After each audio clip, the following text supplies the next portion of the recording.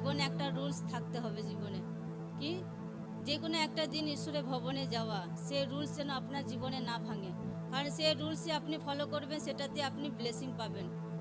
কারণ কোনো ব্যক্তি যদি জীবনে আশীর্বাদ পেতে চায় তো তাকে সিস্টেম ফলো করতে হয়, তাকে সে ওয়ার্ড ফলো করতে হয়, সেটার প্রতি জোর লাগাতে হয়, সেটার প্রতি কর্ম করতে হয়, তো সে ব্যক্তি আশারদার হয়, সে ব্যক্তি ফলবন্ত হয়, সে ব্যক্তি জীবনে প্রচুর পরিমাণে ফল আনতে পারে। হালেলুয়া।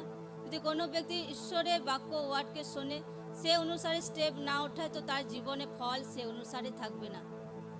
আজকে একটা জিনিস মেসেজ করছিলাম যে লোকদের জীবনে ঈশ্বর যতই ব্লেসিং দিক, যতই আশীর্বাদ করুক, যতই ঈশ্বর মহিমা গ্লোরি গ্রেসে দিক, তাও তাকে ঈশ্বরের প্রতিদিন ঈশ্বরের বাক্য ওয়ার্ড যেটা শেখায় রুলস, তাকে ফলো করে যেতে হবে। হালেলুয়া। তো আত্মিক জীবন আপনাকে রোজ প্রতিদিন মেনটেন করে যেতে হবে। এমন নয় যে গেল সপ্তাহে শুধু প্রার্থনা করলেন, বড় মিটিং আছে সেই মিটিংয়ে গ্রেস রিসিভ করলেন, বাকি যে সপ্তাহ আছে সেই মিটিংয়ে আপনি গ্রেস ক্যারি করছেন না, মানে আপনি একটা সেই মিটিংয়ে গ্রেস নিয়ে আপনি পরের সপ্তাহ চালাতে পারবেন না। কারণ পরের সপ্তাহ আপনাকে চালানোর জন্য আপনাকে আরও ঈশ্বরের কাছে গ্রেসে ভরতে হবে, আরও ঈশ্বরের বাক্যতে ভরতে হবে, আরও ঈশ্বরের পবিত্র আত্মাতে ভরতে হবে।